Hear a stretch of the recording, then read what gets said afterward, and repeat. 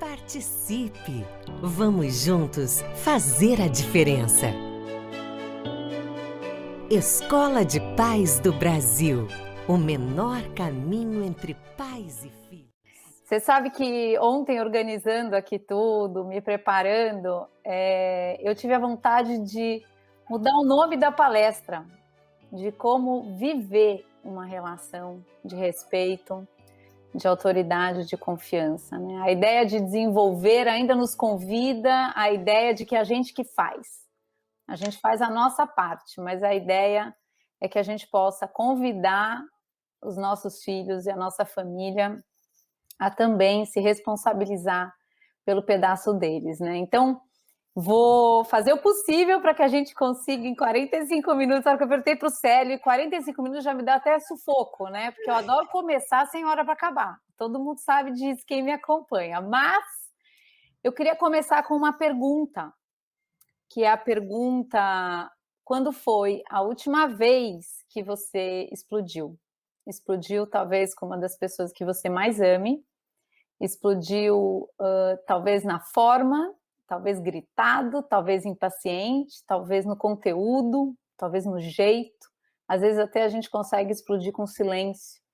Quando foi a última vez que você explodiu? A minha foi antes de ontem. E a gente começar a observar o que acontece dentro da gente para essa explosão acontecer é muito importante. É quando a gente começa a tomar a responsabilidade. Primeiro eu vou pedir para vocês lembrarem dessa cena, de quando foi que isso aconteceu, e eu vou te convidar a perceber que lugar é esse que a gente tem se colocado como pais e mães, um lugar de tanta busca de performance, de valor no resultado, e um lugar que nos aprisiona em uma situação muito comum. A gente acaba querendo que tudo aconteça do nosso jeito. A gente acaba nesse processo caindo numa armadilha muito comum de tentar controlar tudo e tentar garantir tudo. Quanto mais a gente tenta controlar, mais é a gente fazendo nossos filhos fazerem. E quanto mais a gente tenta garantir, mais a gente cai na armadilha de tirá-los do desconforto e de fazer por eles. A hora que a gente vai para esse processo, é muito, muito automático a gente acabar caindo sempre na expectativa de que vai ser do jeito que eu imaginei, vai ser do meu jeito, vai ser como eu quero que seja.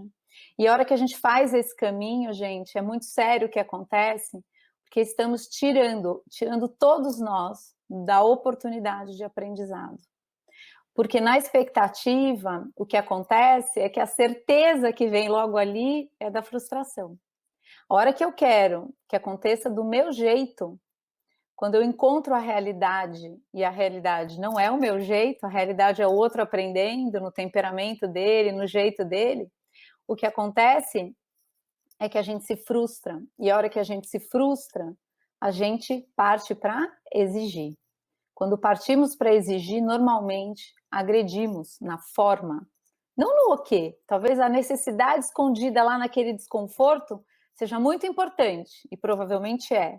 E a gente vai falar disso mais para frente, mas a forma, ela acaba agredindo. A exigência diz: você já deveria saber. E se você ainda não sabe, a exigência toca em nós, que estamos carregando o mundo nas costas como pais, quando a gente pensa que então eu já deveria ter te ensinado. É muito comum eu receber várias ligações ou mensagens com perguntas. E uma das perguntas é: Dani, meu filho está mordendo na escola. E aí eu pergunto para a pessoa: quantos anos ele tem? 3 anos. A gente está vivendo uma realidade de performance, de resultado perfeito, de todo mundo já deveria saber, já deveria conseguir. Por conta desta performance toda, a gente sai da possibilidade de entender que estamos caminhando junto com as crianças no aprendizado para eu desenvolver recurso, para eu parar de morder quando me frustro, quando quero do meu jeito. E a hora que a gente não entende isso, a gente quer fazê-lo parar de morder, quando na verdade a gente precisa acompanhá-lo nesse aprendizado. Nesse sentido, gente, o custo alto desse lugar é grande, porque nesta expectativa e exigência, a gente está em busca de performar perfeitamente como pais, porque um desses espaços muito fortes dentro de nós, como pais, é que nossos filhos são a gente andando por aí, o nosso coração andando por aí. Então, eu me preocupo muito com o que ele faz, porque no fim do dia, a sensação que eu tenho é que o que nossos filhos fazem diz sobre mim. E aí a gente está tentando garantir esse futuro, garantir o amanhã, fazer por eles, só que nesse sentido, a gente fragiliza. A gente faz com que as crianças entendam que na exigência e na expectativa, elas precisam, elas deveriam já dar conta. E a convivência em família nesse espaço começa a ser bélica, começa a ser distância, começa a ser espaço de mentira, porque eu começo, enquanto criança, a entender que eu só vou mostrar o que você quer ver. Eu não vou mostrar a realidade de que eu estou aprendendo, de que eu não dei conta. E é desse lugar que eu quero convidar vocês a primeiro prestar atenção na nossa parte, para que a gente possa viver por um outro caminho. A gente começa a cair numa armadilha da hipocrisia. Eu exijo tanto que eu vivo muito isso aqui. Aqui a gente tem pouca ajuda. Então todo mundo lava sua louça, todo mundo colabora. Mas às vezes eu saio na expectativa aqui do meu quarto, vou lá para a sala na expectativa de que toda a louça, não vai ter um copo esparramado, não vai ter nada. E eu encontro a realidade. E aí eu posso partir para a exigência, com falta de respeito no jeito, com grosseria, porque vocês deviam já saber, que é toda aquela coisa que a gente faz. E a hora que eu volto, tem uma canequinha minha de café sujo aqui. A hipocrisia, ela distancia porque ela causa um espaço de injustiça. Porque essa criança começa a entender que meus pais estão em outra medida, em outra régua, mas eu sou cobrado de fazer tudo perfeito. Essa conta não fecha, gente. E eu vou dizer para você, é bom que seja assim, porque no fim do dia, a realidade que se impõe é de que nós somos falhos, pais e filhos.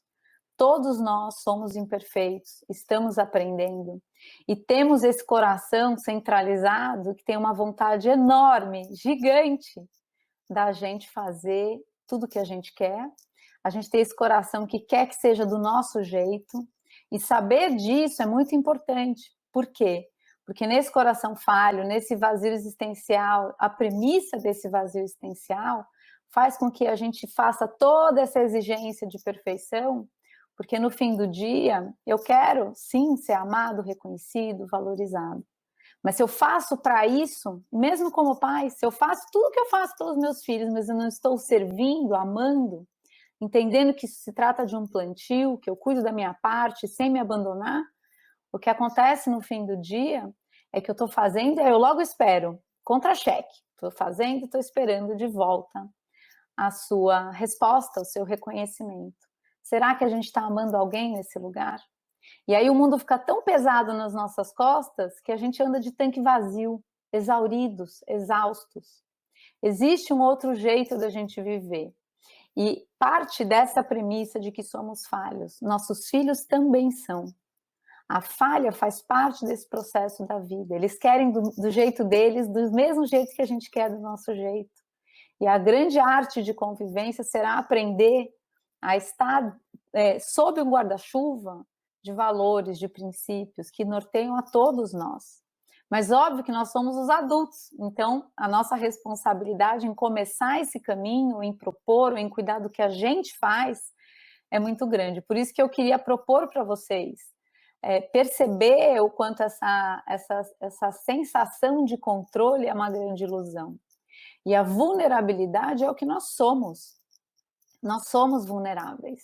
A pandemia foi uma extraordinária oportunidade, apesar de toda a dor, da gente receber essa notícia, de que essa é a minha realidade. Eu não tenho todo o controle que eu pensei que tivesse. Eu tenho, sim, nortes, eu tenho rotinas, e de repente a gente teve tudo isso transformado, tudo isso colocado de pernas para o ar, e a nossa reação a tudo isso, normalmente, é puxar a rédea, é tentar pegar o controle de volta. Mas para isso, a gente parte para a exigência. Então, a pandemia, assim como os nossos filhos, trazem essa notícia. Nossos filhos andando por aí é uma experiência muito forte do meu coração andando por aí. E muitas vezes nesse processo de educação, a gente vai ter o propósito muito mais no meu filho não pode doer porque eu não aguento doer, a dor de vê-lo doer. E se a gente estiver andando nessa caminhada com os filhos, neste propósito, a gente está fragilizando eles em recurso, em capacidade de lidar com a vida, capacidade de lidar com desconforto e a capacidade de lidar com o aprendizado que existe todos os dias à disposição. A vulnerabilidade, quando a gente constata esse lugar, eu tenho constatado isso há anos atrás aqui nos furacões, foi a primeira experiência que tirou o meu chão, essa experiência da vulnerabilidade, de constatar a realidade de que sou falho e vulnerável, sou pequeno, no fim do dia ela é uma oportunidade extraordinária da gente transformar as nossas relações. A primeira relação transformada é comigo. Eu começo a entender que eu não dou conta de tudo, que eu não carrego o mundo nas costas, que sozinho é muito difícil, que eu preciso de ajuda. A outra relação que se transforma é a relação com o outro. Quando eu me percebo tão falho, a falha que eu enxergo no outro não é vista mais de um lugar de altíssima competência, então você deveria dar conta, porque eu dou conta de tudo. Eu não dou conta de tudo. Quando eu percebo a falha no outro, o que começa a acontecer, quando eu também sou falho, é que eu começo a entrar em compaixão, em acolhimento, em encontro na dor. Eu vou andar do teu lado para aprender com essa experiência tão difícil. E a outra relação que se transforma, para mim foi assim também, é a relação com Deus. Eu começo a precisar dessa relação íntima com o que me transcende, com o que é maior do que eu, com o suprassentido, como diz o Viktor Frankl. E essa relação com Deus, para quem não leu o Viktor Frankl, o livro Em Busca de Sentido, e toda a sua obra eu recomendo, esta relação com o suprassentido me traz a liberdade, apesar de toda e qualquer circunstância. Então, todo esse momento tão difícil carrega em si essa oportunidade de saída da autossuficiência, da supercompetência, dessa ilusão de performance perfeita, ou do adoecimento de buscarmos performance perfeita, tanto na nossa vida quanto na vida dos filhos, fazer por eles, para garantir que eu seja um bom pai no fim dessa caminhada, dessa jornada. A gente sai do orgulho e da prepotência, de querer do meu jeito, de querer fazer, de querer impor, de querer que seja como eu planejei, dessa centralidade que a gente toma na vida, nesse lugar de tanta arrogância e orgulho. E a gente vai para um caminho de um dia de cada vez, de humildade e aprendizado, porque a falha permanece. E ela tem propósito de permanecer. A permanência da falha me mantém pequeno. Óbvio que a gente não gosta, mas ali tem muita oportunidade e a gente vai falar sobre isso. Tem uma frase do David Powlison que eu gosto muito, que diz, nessa história toda da vulnerabilidade, da percepção do meu coração, da lupa lá dentro, de eu começar a entender como é que roda tudo isso dentro de mim, eu começo a transformar o anseio de aprender a amar e compreender, substitui o desejo de ser amado e compreendido. A equação da vida de fazer para ser amado, compreendido, reconhecido, valorizado, dá lugar a eu, porque já sou amado nessa relação vertical, íntima com Deus, eu começo a poder amar, compreender, e aí valorizar, dar pertencimento, acolhimento, e aí a gente começa a frutificar, é a coisa mais linda ver, a gente busca tanto amor e de repente nessa oportunidade de amar, a gente vai ver esse amor entrando e acontecendo por lugares que a gente nem imagina.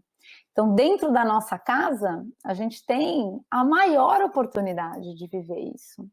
Somos pessoas diferentes e eu vou dizer para vocês, graças a Deus, temos temperamentos diferentes, mas enquanto a gente estiver nessa lógica dessa centralidade do meu jeito é o melhor, toda a nossa meta da vida, e eu passei anos na minha vida tentando isso, não consegui, gente, que é, eu quero mudar o outro. Por quê? Porque eu tô lá naquela minha prepotência e arrogância de achar que o meu jeito é o melhor jeito. Não é, é só um jeito, que quando inflexível e rígido, agride, passa por cima.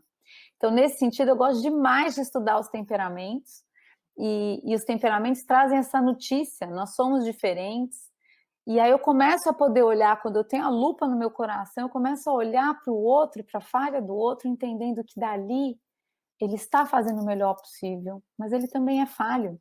Ele está fazendo o melhor possível, mas ele não sou eu. E essa notícia, apesar da gente no começo ficar, que coisa, tinha que fazer do jeito que eu faço, eu vou dizer para você, pode ser surpreendente. Ele não ser eu, meus filhos, minhas filhas não serem quem eu sou, me dá a oportunidade de aprender novas formas, da gente somar forças, da gente entender que não existe o melhor jeito. Não há o jeito melhor, o jeito certo, o meu jeito como o melhor jeito ou o único jeito. A humildade de eu me botar aprendiz e entender como é que eu rodo, como é que eu funciono, ela começa a me convidar a perceber o que eu preciso melhorar. Eu não vou aprofundar os tipos de temperamentos, eu uso uma ferramenta que eu gosto muito chamada SOR, mas essa ferramenta ela traz esse convite, você está flexível, bambu, você tem flexibilidade, que significa, eu entendo que não é só do meu jeito, e eu posso olhar para o outro e aprender com o outro, ou eu estou inflexível, rígido. Dentro das nossas casas, nessa inflexibilidade da nossa postura, a gente quebra relações, a gente distancia, a gente deixa o outro sem saída, porque a única saída do outro é o impossível, que é ser como eu sou. E a hora que a gente começa a entender isso, a gente vai começar a entender que também cada temperamento tem a sua forma de violência e de agressão. O temperamento pode agredir explodindo, os mais dominantes, às vezes através do silêncio, do ignorar o outro, do distanciar, do deixar sozinho, às vezes através do julgamento, às vezes através da tirada de conclusões. A minha agressão é quase um punhalzinho desse tamanho, mas palavras muito fortes, muito pesadas, muito carregada de julgamento. E o meu maior desafio hoje é eu perceber isso. Porque a hora que eu percebo isso, eu começo a ter isso que o Viktor Frankl traz e nos convida à responsabilidade, que existe, a frase dele, a coisa mais linda, existe um espaço entre o estímulo e a resposta.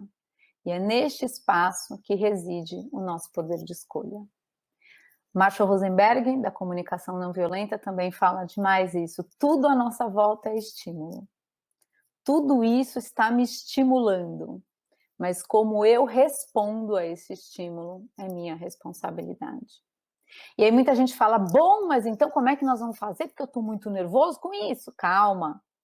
Eu vou sentir desconforto, e o desconforto conta das minhas necessidades.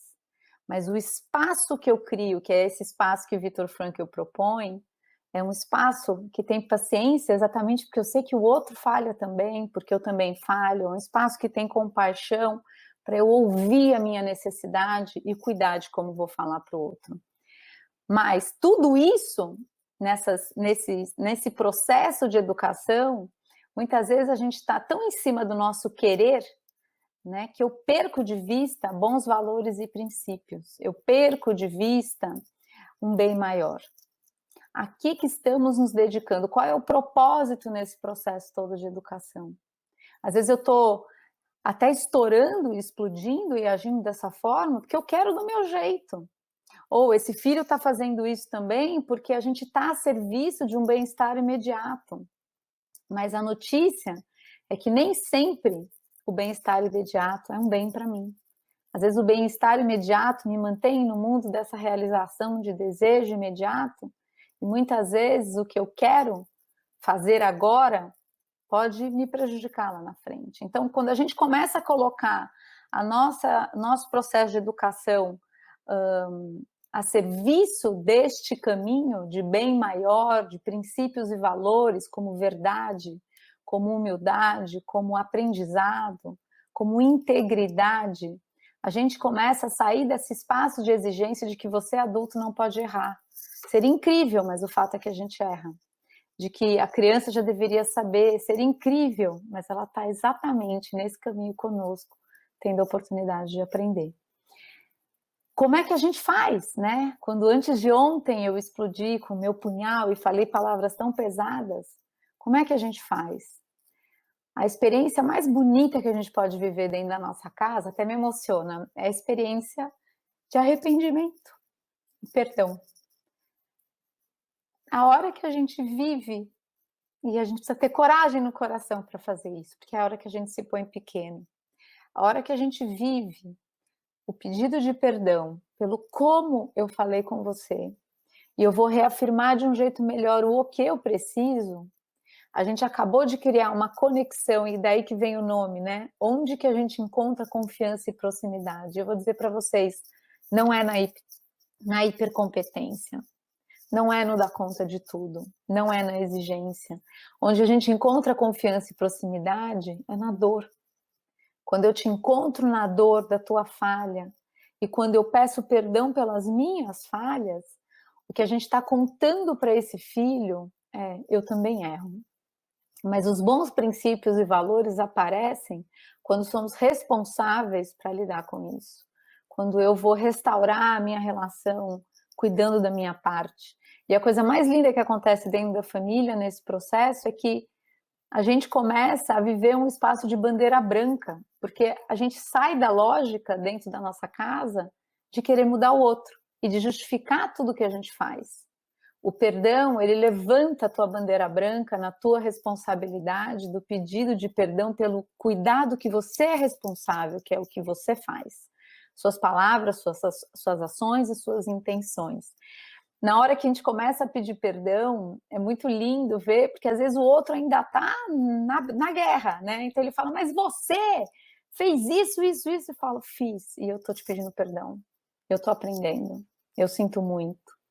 De repente esse outro, de novo, você vai falar, é verdade, você pode me perdoar. Até que uma hora esse outro, ele já está tão rendido, tão desmontado nessa história, que uma hora ele vira para você e fala, olha, eu também preciso te pedir perdão, porque eu também falei com você de um jeito ruim, ou eu ignorei você, ou eu saí andando, alguma coisa acontece. Todos nós temos o nosso pedaço. E a notícia maior do perdão para os nossos filhos, que desmonta essa ideia de persona, qual é a ideia de persona? Nessa exigência toda, ou nessa perfeição toda, ou nessa imagem toda que a gente tenta mostrar para os filhos que não é real, e que eles enxergam a nossa falha, eles começam a viver hipocrisia conosco e distância. Na hora que o perdão chega, eu estou dando a notícia, eu também erro. E um filho que entende o pai que tem a integridade de pedir perdão pelo como ele age e poder reafirmar o que ele precisa de outro jeito, este filho, ele tem um espaço de confiança para compartilhar os seus erros. Aí que a gente se aproxima de novo. Nós nos tornamos, quando pedimos perdão e compartilhamos nossos erros, um espaço seguro para que eles tragam os erros também. Quando não há esse espaço de perdão, nem de arrependimento, o que acaba acontecendo é que esse filho ainda está na ideia de que ele tem que só mostrar a perfeição. Por isso que a gente vai ver vida paralela sendo construída, mentira, omissão. Eu não posso te contar da realidade que eu sou, porque você não vai aceitar, você vai me exigir, você vai brigar, você vai exigir que eu já devia saber, quando na verdade a gente está tendo a oportunidade de aprender. A gente está todo dia tendo a oportunidade de aprender, a todo tempo tendo a oportunidade de aprender. E esse processo, ele acontece muito no presente, no passado e no futuro. Qual que é a nossa tentativa, né? Tão centralizados e tão garantidores. A gente quer que já saiba, e a gente quer quase que fazer uma programação na vida dos nossos filhos. Como que eu vou programá-lo para ser tudo que eu quero que ele seja, principalmente para a gente não doer. Para ele não doer e eu não doer. Só que a hora que a gente faz isso, a gente está fragilizando, a gente está deixando nossos filhos sem recurso e sem o contato com o desconforto que funciona como mola. O desconforto que me faz doer nesse lugar, mas eu não estou só nessa dor, porque a gente pode acompanhá-los nesse processo, mas nesse espaço de desconforto, o que acaba acontecendo é que eu aprendo numa experiência de eu não quero voltar aqui. Eu aprendi que isso aqui não mais. E aí, por mais que a gente possa continuar falhando, eu vou levar isso para frente. Então, nesse presente, passado e futuro, é como se eu tivesse hoje, posso ter feito algo errado ou vivido uma experiência ruim há 10 minutos atrás, ontem, há 2 dias atrás. Nesse processo de hoje, eu olho para trás não como exigência de você já devia saber e já devia ter dado conta. Eu olho para trás, tanto para a minha experiência como adulto e pais, como para a experiência dos nossos filhos, como informação. O que deu certo? Bora manter essa atitude que está incrível. O que deu errado? O que eu posso fazer diferente? Quando? Ontem? Não dá, já passou. Amanhã.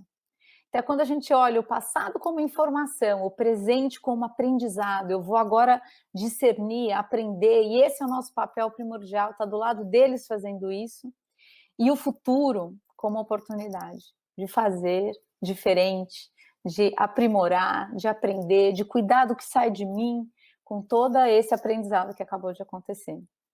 Acertos e erros fazem parte. E o desconforto, que a gente tanto tenta evitar, é um lugar preciosíssimo para a gente se encontrar lá, para a gente acolher os nossos filhos e para a gente recolher informações preciosas do que a gente vai fazer diferente na próxima vez. Quando nós garantimos, eu tiro do desconforto, eu vamos, eu resolvo para você, as crianças estão na beira do penhasco, porque vai tomar nota baixa, porque não estudou, porque não se dedicou, e a gente livra, a gente tira, a gente está tirando nosso filho, nossa filha da oportunidade de aprender. O que eu posso fazer, então? Dane o que eu posso fazer, eu fico tão arrasado de que ele vai... A gente precisa entender que isso tudo está a serviço de um bem maior. E viver o desconforto, falhas e erros e acertos nesse processo da infância é primordial para que esse bem maior chegue. Qual é o bem maior? Responsabilidade, integridade, a noção de que eu planto e eu colho, a noção de consequência. Se eu garanto tudo aqui, essa criança vai chegar lá absolutamente aprendendo uma coisa: alguém vai me tirar desse problema. Alguém vai resolver para mim. Só que a grande alegria disso é que a gente não aguenta esse lugar. Você se exaure desse lugar, eu também. E eu vou dizer para você, que bom. Porque a gente, enquanto estiver lutando contra o desconforto, a gente está tirando a oportunidade de aprender. A gente está tirando a oportunidade de estar junto nesse lugar com dor, com todo acolhimento, mas a gente está tirando a oportunidade dessa criança se apropriar das suas atitudes, sentir o baque do resultado, aprender essa história de que, olha, eu fiz isso e é isso aqui que está me acontecendo, eu não quero mais esse lugar. O que eu vou fazer diferente na próxima vez? Agora, como é que a gente faz isso, né? Como é que eu acolho um filho? Porque é importante a gente saber disso. O meu piloto automático, ele é um só. Eu quero resolver, eu quero dar solução, eu quero tirar da dor. A gente precisa saber que o nosso coração muitas vezes está agindo nessa centralidade desse coração falho, a gente está agindo para a gente se proteger da vulnerabilidade da dor que eu estou passando quando meu filho não dá conta de tudo. A gente está protegendo a nossa imagem, da relação com a família, dos outros pais.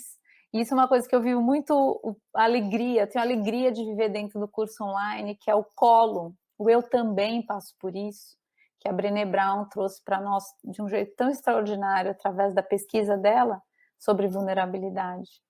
Todos nós passamos por isso. E a gente não precisa estar só. Então, o acolhimento, ele é uma ferramenta, a gente vai começar a falar agora das ferramentas, uma ferramenta extraordinária para eu conseguir chegar nesse filho, nesse momento de desconforto. Mas para eu conseguir acolher, eu preciso fazer uma pergunta. Eu passo por isso hoje? Você passa hoje, seu filho acabou de mal numa prova, você passa por isso hoje? Ter ido mal numa reunião, às vezes ter feito o melhor possível, ou ter feito mais ou menos, e aí deu ruim. Você passa por isso hoje? A hora que eu entendo que eu passo por isso hoje, eu consigo olhar para você passando por isso e não te julgar, não te condenar, não tirar conclusão, não te tirar daí. Eu vou te encontrar aí. A empatia é muito diferente do acolhimento, para mim, na minha perspectiva, Porque a empatia, muitas vezes, eu vou tentar me colocar no seu lugar. E aí tem um lugarzinho lá dentro de mim, eu digo para vocês, eu passo por isso, que diz: "Ai, ufa, mas ainda bem que eu não tô lá". O acolhimento é como se eu cavasse o meu buraco, eu encontrasse o meu espaço de dor. E nesse espaço de dor é daqui, porque eu também dou, que eu posso olhar para a tua dor com amor, com compaixão, com colo. E nesse sentido, a hora que eu olho para um filho meu e digo: "Eu sinto muito, eu tô aqui para te ouvir, o que que você precisa, o que que houve, o que que a gente tem para aprender com isso que acabou de acontecer, o que que você quer fazer diferente na próxima vez". Eu estou chamando a responsabilidade, mas estou saindo do espaço de exigência de que você já devia ter dado conta. E aí a gente sai dessa equação.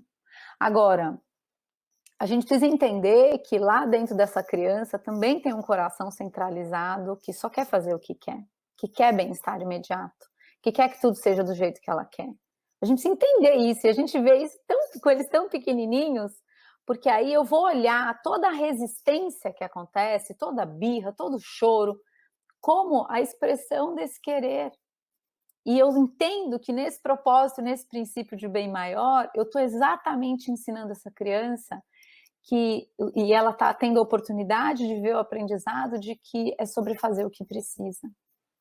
É sobre fazer o que precisa, é sobre aprender a fazer o que precisa, é sobre aprender que você nem sempre vai fazer só o que você quer. Aliás, poucas vezes.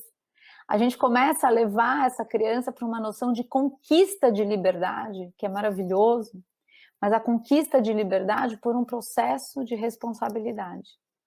A hora que eu estou em cima do meu querer, e é onde todos nós estamos, a gente não vive liberdade, a gente quer viver libertinagem, a gente quer viver o impossível, que é como se eu quisesse comer tudo que eu quisesse e não quisesse a consequência de engordar, de não caber nas roupas, por exemplo. Como se eu quisesse agora fazer o que fosse e não houvesse a consequência. Esse mundo não existe, a consequência existe.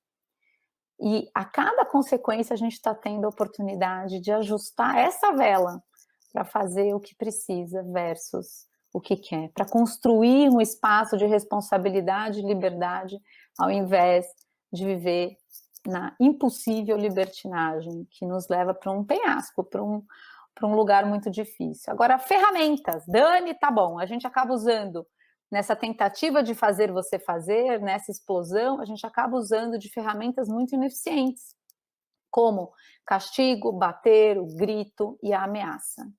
Então eu vou deixando você absolutamente sem saída e essa criança no primeiro momento obedece, por quê? Porque esse adulto está ali, mas ela não está aprendendo a noção de consequência. O que ela está aprendendo é que quando esse adulto não estiver, eu posso fazer o que eu quiser.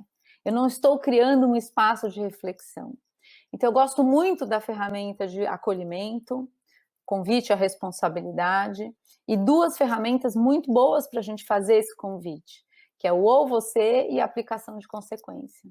Então, a hora que eu uso ou você, eu estou contando para a criança e para o adolescente que é ele quem vai se colocar em alguma consequência. Não sou eu que estou te punindo, é você que está fazendo essa escolha. E óbvio que a gente dá as opções. Então, vamos imaginar para uma criança que não está querendo fazer a lição de casa na aula online, toda essa história. Então, olha só, ou você, eu vou dizer a atitude esperada, cumpre tua lição, cumpre a tua escola, faz tudo direitinho, abre tua câmera, sabotar tudo o que precisa aí. E depois vai ter tempo de você viver a liberdade de fazer o que você gosta, ou você, aí você descreve o que está acontecendo. Continua aí se largando, reclamando, não fazendo, se queixando, e o que vai acontecer é que hoje não vai dar tempo de você jogar o seu videogame, ou fazer o passeio, ou ver seu filme, fazer o que você gosta. O que é que você quer? A hora que a gente traz duas opções que o adulto está dando, opções que não estão atendendo ao meu querer, mas estão atendendo a bons princípios de um bem-estar maior. A hora que eu faço isso, eu estou chamando essa criança a entender que ela tem um espaço, que ela tem responsabilidades e que a vida dela, a decisão que ela tomar afeta a ela mesma. E aí, nesse sentido, a hora que essa criança, por exemplo, enrolou o dia inteiro, são opções possíveis, ela pode ficar enrolando o dia inteiro e depois ela não vai ter a televisão, ou o que seja, ela vai, porque você me tirou não sei o quê. E aí você vai dizer: "Não, amor, eu sinto muito". Você achou ruim a consequência? Tá desconfortável aqui nesse lugar? Você não gostou? Eu sinto muito, mas quem escolheu essa situação foi você. Amanhã, olha lá o hoje, o aprendizado do que acabou de acontecer. Amanhã, faça uma escolha diferente, que você vai ter um resultado diferente. E o que eu observo é que a coisa mais linda é a gente acompanhar a criança saindo desse ciclo danoso, indo para esse ciclo virtuoso. Porque colher bons frutos é uma alegria, entregar o melhor possível é uma alegria. E a hora que eles começam a perceber isso, porque a consequência é melhor, é boa, eu ganho liberdade nesse lugar, a gente começa a virar essa essa possibilidade, né. A pergunta que eu tenho para fazer, para a gente começar esse caminho dentro de casa, é: você teria algo para pedir perdão hoje?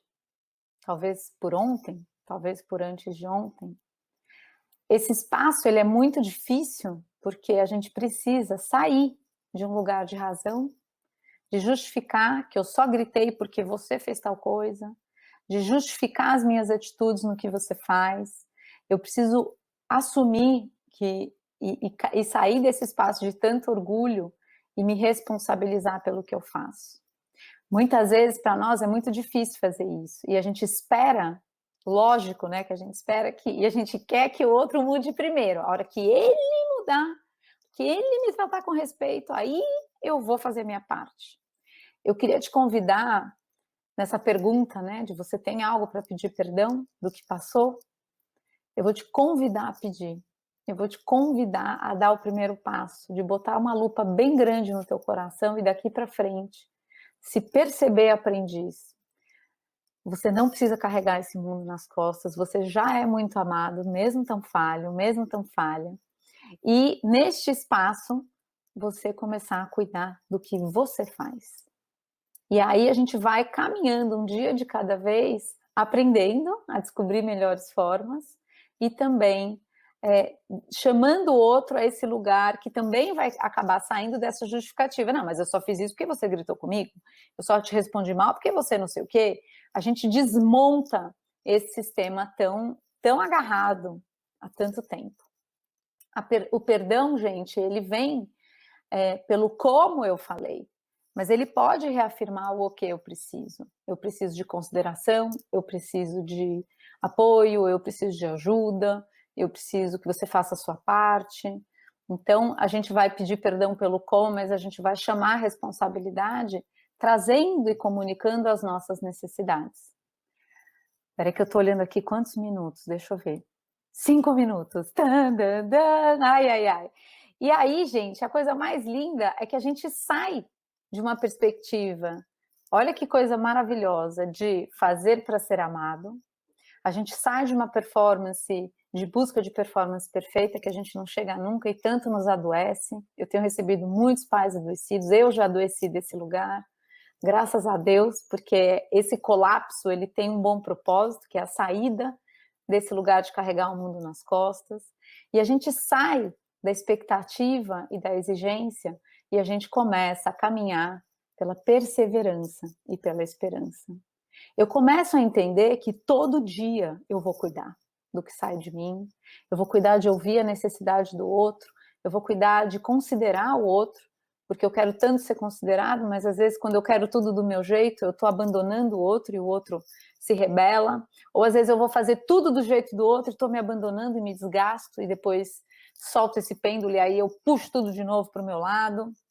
Então, a palavra perseverança é esse convite de, ao invés de andar na expectativa e exigência, eu vou todo dia fazer o meu melhor possível, com a esperança de que a cada dia eu vou aprender mais, meus filhos também, e a gente vai entrando em outro sistema, em outra lógica, num espaço de harmonia, de amor, e daquela equação transformada.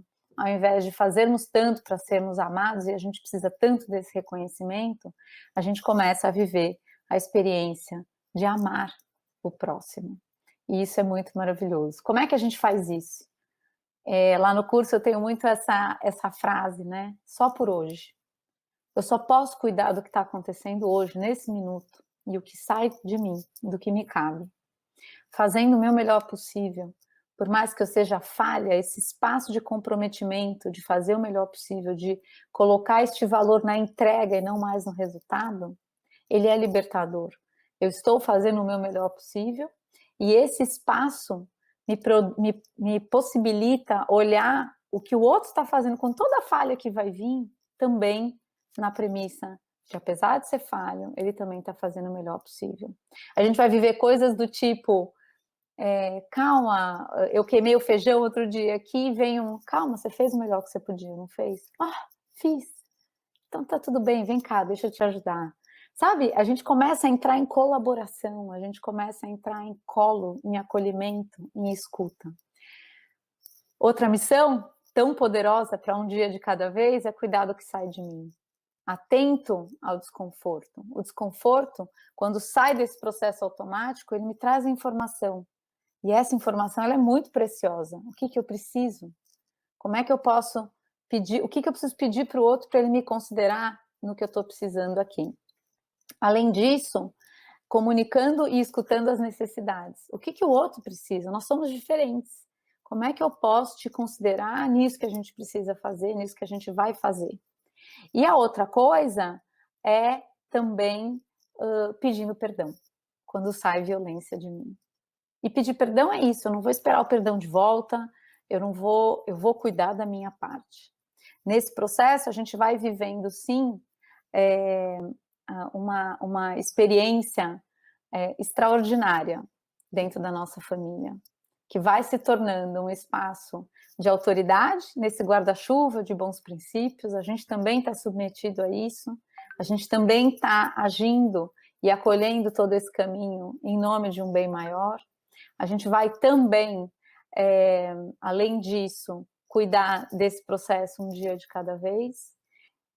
E a gente vai saindo de uma casa onde tem distância, insatisfação, julgamento, acusação, todo mundo querendo ser amado, todo mundo muito exaurido, para uma casa que tem compreensão, acolhimento, amor, escuta, troca, gargalhada e o compartilhar de todos os nossos desafios.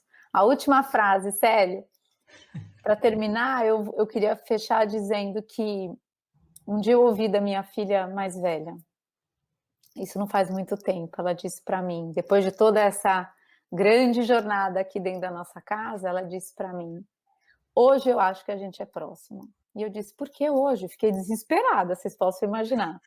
E ela disse para mim, hoje eu acho que a gente é próxima porque eu posso contar para você dos meus acertos e erros. Porque você me escuta do lugar de quem também erra. E poder escutar do lugar de quem também erra é o que vai fazer a gente ser ouvido no que a gente diz.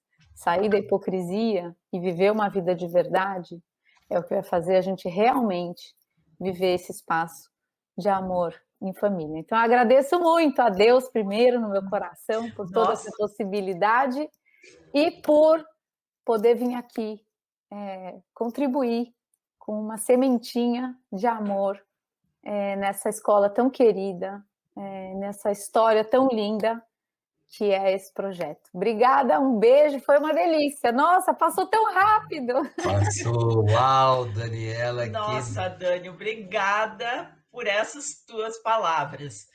Com certeza demonstrou o quê? Que nesse mundo, nesse mar, somos todos aprendizes. Todos, né? Mas assim, Dani, é muito gostoso te ouvir, muitas pessoas participando no chat, temos assim uma intensidade de colocações. Que alegria! Muita gente emocionada com essa sua voz que vem, o sentido da sua fala que vem lá de dentro, lá do coração. Queridos, eu que agradeço a oportunidade. Eu vou colocar algumas questões aqui que pontuaram, que foi inspirada na sua fala, né? Tá. A Helena Teixeira coloca, dá um alívio enorme nos lembrar que não precisamos ser perfeitos, nem nós, nem nossos filhos, né? A Cíntia Barreto já diz, muitas vezes o esperado faz parte dos valores da vida, a ruptura da família, a ruptura nos faz pensar que não vamos dar conta, né? E a Pâmela diz assim, que voz de acolhimento, Estou Ah, chorando que de emoção lindo! e me identificando com cada palavra, né? Ah, A, queridos. a Pamela diz assim: este evento está sendo de uma riqueza incomensurável. O Adilson Oliveira também diz a mesma coisa, né? E assim vai. Eu tenho uma pergunta que eu vou me permitir fazer a você, Por que favor. eu quero pedir licença ao Orlando Esprícigo, porque eu não consegui fazê-la para o Léo Freiman. E a pergunta era para o Hum, Léo Freiman. Mas as suas palavras foram tão intensas em termos de novas perspectivas futuras quando surgem surpresas na vida, que eu acho que você vai nos ajudar em muito a responder essa pergunta do Orlando. Ele diz o seguinte: como retomar nosso projeto de vida quando no percurso ocorre um imprevisto e que altera a rota inicialmente traçada? eu acho muito lindo isso, né, porque a gente traçou uma rota, mas a nossa arrogância está em achar que essa rota será cumprida no meu plano, né. A hora que a gente entende a vida nesse espaço de mudança, de imprevisto, de aprendizado, de vulnerabilidade, porque imagina isso, na noção da expectativa, eu criei a expectativa de fazer meu plano. E eu brinco muito lá no curso que assim, faz o plano, lógico, ele é um norte importante, mas não se agarra. Porque a hora que eu me agarro, o que vai acontecer é que a hora que esse plano não se cumpre do jeito que eu estou criando a expectativa, eu me frustro e aí eu fico nessa briga comigo e com o mundo. Porque eu, pelo menos, faço isso, me queixo, porque não podia, que tinha que ter acontecido de outro jeito, que tinha que ter. E aí a gente gasta uma energia enorme de olhar para tudo que aconteceu, aprender e reajusta a rota. É isso que a gente está fazendo nesse congresso aqui. Como é que eu ajusto essa vela? Porque não é sobre viver a vida que eu quero, é sobre viver a vida o melhor possível, tendo a oportunidade de amar, principalmente, e não buscando estar no centro da vida. Então, fazer planos é extraordinário, é importante, nos organiza, mas a hora que a gente se agarra a eles, a gente toma o lugar de Deus. A gente quer o controle de tudo. A notícia é não temos. E nessa humildade, que quebra nosso orgulho mesmo, eu vou entendendo que não tenho e vou entendendo que é uma ótima oportunidade de me submeter, de pedir ajuda, de perceber o que é possível. Então eu vejo tudo isso como oportunidade e não como o problema, entendeu? O problema é o que a gente faz com isso. A gente que fica lá agarrado na história, querendo a rédea toda na mão. Não temos. Muito obrigado, Dani. Muitas de suas palavras tocaram assim profundamente os que estão nos acompanhando, né? Ah, A Shirley Maria Soares Oliveira diz o seguinte, pensando uma das suas falas: me ame quando menos merecer, pois é quando mais preciso. Ela disse: amém. isso é divino, isso é divino. Sim. A Janete Piva diz assim: concordo quando você coloca que ignorar a pessoa, ficar em silêncio, machuca tanto o outro quando explodimos ou falamos o que sentimos. Parabéns pelas colocações, né? E o Dovino Baldiceira coloca: quem perdoa ganha duas vezes, né? Porque tira o peso da consciência e liberta das angústias. Ainda nós temos aqui o Antônio Sérgio de Araújo, que diz o seguinte: Daniela, a tua emoção mostra que tuas palavras saem do teu coração. Ah, Maravilhoso querido. ouvir alguém que no seu discurso está a vida. Olha só que coisa Ai, linda, né, que Dani? lindo. Eu queria fazer só mais uma frase sobre a história do perdão. A gente sempre esteve, e mesmo nos processos da própria psicologia, né, o foco muito em perdoar, perdoar, perdoar. E isso às vezes nos coloca muito no centro, ou nessa leitura, às vezes, da nossa própria história, de que nossos pais também deveriam ser quem a gente precisava que eles fossem. A hora que a gente entende essa noção de falhos e do melhor possível, e a gente entende esse vazio que vive dentro de nós, a gente começa a perceber que sempre vai haver o espaço do que eu fiz com o que me aconteceu. E a hora que eu começo a entender o que eu faço, as minhas palavras, ou como eu agrido, como eu desrespeito, como eu quero tudo do meu jeito, começo a entender esse funcionamento, fica muito mais simples realmente perdoar. Porque eu entendo o funcionamento do outro, ele é muito semelhante ao meu. Ele só pode aparecer ou acontecer por uma porta ou outra, no sentido do temperamento, do como isso acontece, mas eu começo a ter muito mais facilidade em perdoar quando eu entendo que tudo isso que eu preciso perdoar, eu também vivo, eu também faço, também acontece dentro de mim, né? Ótimo. E olha, veja que coisa linda, quantas pessoas você está inspirando, né? A Ah, Helena, a Helena Ferreira Teixeira diz assim: Daniela, sua fala nos devolve a nós mesmos. Uau, hein? Que legal. Que nossa, delícia te ouvir, diz ela. É como uma brisa refrescante no meio de tantas agruras nossa, gente, eu vou desses começar a tempos de paz. chorar Tu está muito inspiradora hoje. aqui. A Gisela Blanchard diz o seguinte: não é fácil reconhecer o erro e pedir perdão, mas é necessário e libertador, É né? libertador. Isso é muito importante. A gente vive em amor essa frase do Polisson para mim, que é eu faço tanto para ser amada, é muito forte isso, gente, mas eu passei muitos anos da minha vida assim. No fim do dia, eu não amava ninguém além de mim mesma. Então, a hora que a gente entende esse amor vertical, e aí a necessidade de Deus é muito importante mesmo, e eu conquisto esse espaço de paz, de preenchimento de vazio, eu passo a amar. E viver a equação de amar o próximo, sem se abandonar, né, é uma alegria, é leve. Não porque você vai dar conta de tudo, mas porque você sabe que não vai. E aí você vai viver um dia de cada vez cuidando. Foi incrível, joia, deu errado, vai lá pedir perdão, se restaura junto da pessoa. E o efeito disso nos nossos filhos é a coisa mais extraordinária. A gente vai ver crescer humildade neles, a gente vai se aproximando, as distâncias se diminuem, porque a gente começa a ter essa compaixão dentro da nossa casa e da nossa família, né? Sabe que dentro disso que você acaba de colocar, a Ademir Fonseca dos Santos diz o seguinte, né?